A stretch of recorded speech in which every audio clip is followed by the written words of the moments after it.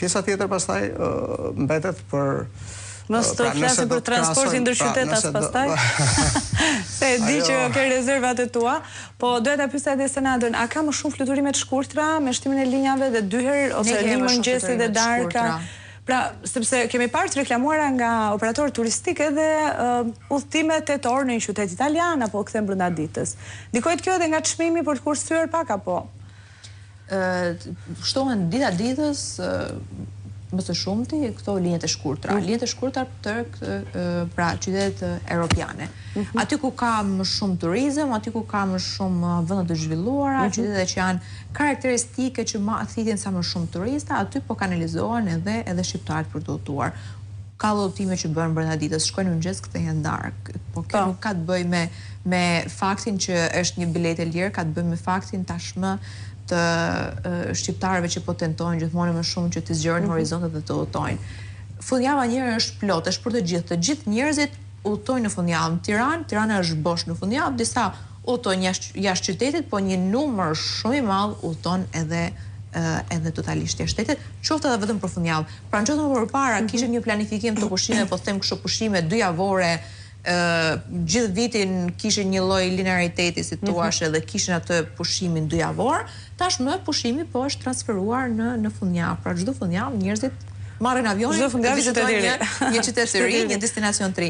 Kjo gjë sigurisht është edhe ofruar nëpërmjet linjave që kanë hyrë në Shqipëri tashmë, që kanë ofruar pra për secilin qytet kanë ofruar një linjë direkte me qytetin të cilën. Ndërkohë, punohet në aeroportin e Vlorës. Si do ta ndikojë aeroportin e Rinasit në përgjithësi edhe fluturimet apo udhëtimet e qytetarëve shqiptarë dhe ardhjeve që do ketë?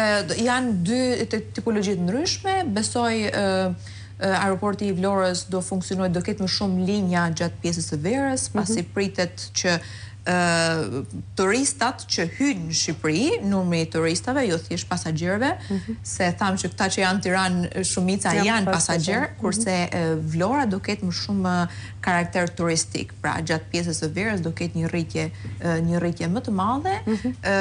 Është programuar që të ketë edhe linja direkte ndër oqeanike, pra të ketë direkt me kontinentin e Amerikës së Veriut për shkak të gjatësisë pistës që është projektuar. Pra do jetë një lajm i mirë edhe për atë që ndodh në Rinas, edhe për turizmin, edhe kështu e shef. Leonard, si e shikon ti? Je skeptik? Unë ndahem pak në mendim sigurisht me Senadën, sepse, patjetër që ka lëvizje, po kjo lëvizje nuk është që një shqiptarët po pra i ka kap ajo luksi ekonomik e tjerë me radhë që në fundjavë tha Senada. Që lëvizin jashtë shtetit e tjerë shumë. Po investojnë shqiptarët tashmë. Thjesht është e mendimit. Po bëjmë debat tani. Ka shumë trinje të reja që largohen për një jetë më të mirë drejt Italisë, Gjermanisë, e tjerë është ky tremujorshi që kthehet që edhe të kulturohen. Por që të thush, thush, patjetër është thjesht mendim, nuk është se pra unë mendoj që kam të bazuar shumë në fakte, nuk është se e kam mendim. Trind shqiptar, sidomos trind, nuk është se i kanë edhe mundësitë ekonomike që të lëvizin kaq shumë, domethënë çdo fundjavë të largohen. Jo, çdo fundjavë, po një fundjavë në muaj e lëvizin mirë. Patjetër, prap mendoj se është selektive, prap. 12 milion i bie që kanë lëvizur gjithë.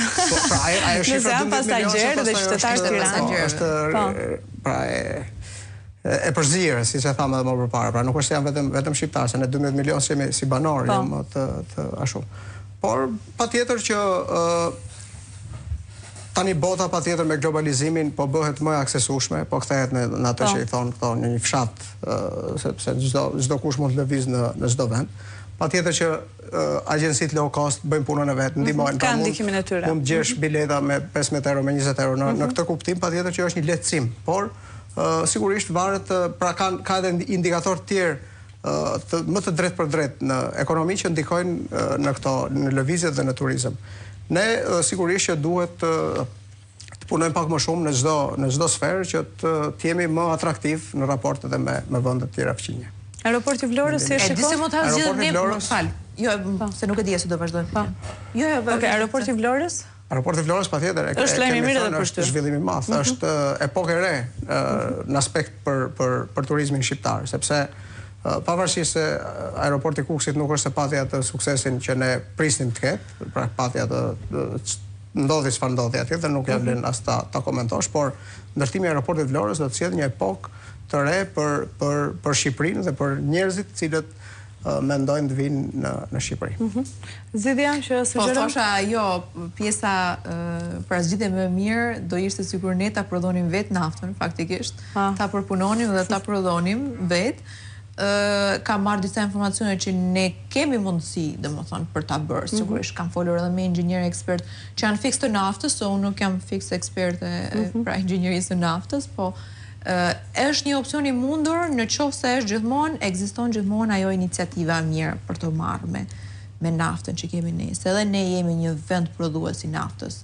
Ndoshta nuk e kemi aq të pastër sa që ka Kanadaja, por me një përpunim do ja dalin të paktën jo vetëm që të furnizojmë veten, që të mos e kemi se ne jemi vendi me çmime e naftës më të lartë, pra, dhe kur them të karburanteve më të lartë, nuk bëhet fjalë vetëm tek ato që furnizohen avionin apo ato që furnizojnë makinën, para janë një sër mjetesh të tjera, të cilat janë në bazë të shportës ushqimore që reflektohen. Flasim këtu edhe për bujqësinë, edhe për ato kostën e lartë, se kalova nga kosta e biletave në fakt, që është një çështje luksit tek kostoja e bukës së përditshme.